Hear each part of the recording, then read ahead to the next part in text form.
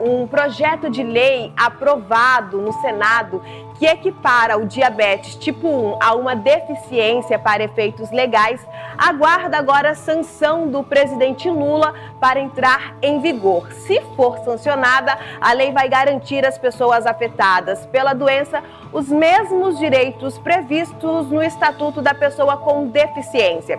Segundo a Sociedade Brasileira de Diabetes, estima-se que cerca de 5 a 10% das pessoas de norte a sul do país sofrem com a doença diabetes tipo 1.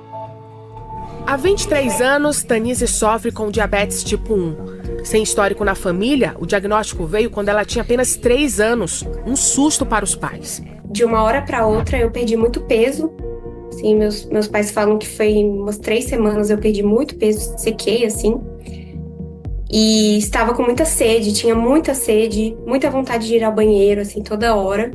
E aí isso preocupou muito os meus pais e eles decidiram me levar ao pediatra. O diabetes mellitus tipo 1 é comum em crianças e adolescentes, mas pode aparecer na idade adulta. De modo geral, o aparecimento da doença não tem relação com o estilo de vida ou alimentação. A origem é genética e é causada por problemas na produção ou na absorção de insulina, o hormônio produzido pelo pâncreas que ajuda o corpo a gerar energia. Entre os sintomas estão fadiga e cansaço excessivos, perda de peso, fome e sede em excesso, formigamento na perna, demora em cicatrizar feridas, entre outros. O tratamento exige uma rotina de cuidados rigorosos. O impacto é grande, porque viver com diabetes é você pensar nisso 24 horas por dia, né? Então, se eu vou comer qualquer coisa, pode ser uma colher de arroz, um pedacinho de bolo, uma fruta, eu tenho que fazer o teste da glicemia, calcular os carboidratos, tomar insulina. Quando eu me estresso no trabalho ou no dia a dia mesmo, minha glicemia sobe. Quando tem uma gripe, a glicemia também fica sempre mais alta, né? Então é algo que quem tem diabetes não consegue se desvencilhar. Segundo a Sociedade Brasileira de Diabetes, 600 mil pessoas sofrem com o diabetes do tipo 1. No Amazonas, o diabetes acomete 100.745 pessoas em Manaus. Em Rondônia, mais de 9 mil diabéticos são tratados em Porto Velho. No Tocantins, mais de 7.700 pessoas com diabetes mellitus tipo 1 e 2 são acompanhadas nas unidades de saúde de Palmas. Na capital de Roraima, dados do Sistema Integrado de Gestão de Serviços de Saúde apontam que Boa Vista tem 8.743 pessoas diagnosticadas com diabetes. E no estado do Acre, dados divulgados em novembro apontam que mais de 1.200 casos de internação e pelo menos 223 óbitos por diabetes mellitus foram registrados de janeiro de 2023 a agosto de 2024. A doença é um desafio para os doentes, familiares e profissionais de saúde. A dificuldade está no controle glicêmico e metabólico para minimizar complicações em curto e longo prazo.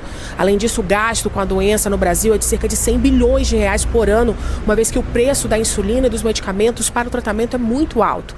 Quem tem diabetes tipo 1 depende de insulina a vida toda. Sem ela, a pessoa pode morrer. Mas os custos mensais por pessoa para a compra de injeções de insulina variam entre R$500 a R$1.000. Mas tem avanço no Poder Legislativo. Antes de entrar em recesso parlamentar, os senadores aprovaram um projeto de lei que equipara o diabetes mellitus tipo 1 a uma deficiência para efeitos legais. A medida foi comemorada pelo colegiado médico. Dessa forma, alguns direitos para os pacientes, a partir da aprovação, e se a lei for regulamentada, seriam, por exemplo, o atendimento prioritário na rede tanto pública quanto privada, gratuidade de medicamentos e insumos, serviços de habilitação e reabilitação, gratuidade no transporte coletivo, alguns casos também para o seu acompanhante, atendimento domiciliar em casos graves, garantia de inclusão educacional para crianças e adolescentes e muitos outros, todos presentes no Estatuto. O PL aguarda agora a sanção do presidente Lula para entrar em vigor. Se sancionado, vai aliviar a pressão no dia a dia de muitos pacientes, como a Tanise. Então, eu acho que esse reconhecimento como deficiência vai trazer muita qualidade para o tratamento ao diabético, que vai prevenir todas as complicações que são todas muito sérias, né? Então, eu acho que ele é muito bem-vindo e é uma grande vitória para todos nós. Então isso aí, o projeto já foi aprovado pelo Senado e agora segue para a sanção do presidente Lula. Caso aprovado, pessoas com deficiência, com a diabetes, agora a doença vai ser equiparada a uma pessoa com algum tipo de deficiência, o que deve trazer mais qualidade de vida aí para quem tem a diabetes, porque acaba sendo um desafio diário para quem convive com essa doença, infelizmente. Então vai ter aí alguns direitos os mesmos direitos que as pessoas com deficiências têm, como prioridade no atendimento no setor público e privado, com certeza vai favorecer bastante para as pessoas que sofrem com essa doença, porque só realmente quem passa por isso no dia a dia sabe o quanto é dificultoso. Então, vamos torcer aí para que esse projeto, essa nova lei seja de fato sancionada pelo presidente Lula.